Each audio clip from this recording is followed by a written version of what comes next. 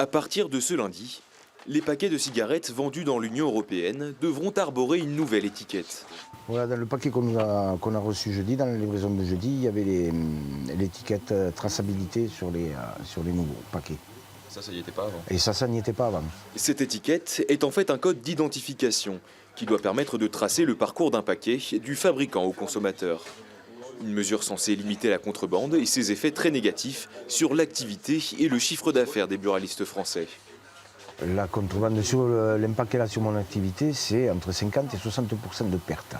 Vu que l'Andorre a été fermé pendant 3 semaines, on a pu se rendre compte de l'ampleur de la contrebande qu'il y avait dans l'Ariège. Puisque plus on s'approche de la frontière, plus la contrebande est élevée. Si les buralistes ariégeois sont fortement touchés par leur proximité avec le pas de la case, ils ne sont pas les seuls dans ce cas. En France, 2018 a été une année record pour la contrebande de cigarettes, avec 16 171 saisies pour un total de 241 tonnes.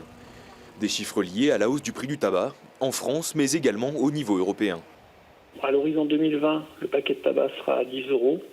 Donc il y avait derrière ça une cohérence, puisqu'il s'agissait de mettre en place un contrôle total de la production au niveau européen. Donc je rappelle bien que ça s'applique à l'ensemble des pays de l'Union européenne et qui permettait aussi de pouvoir lutter contre la contrebande et le commerce illicite des produits du tabac.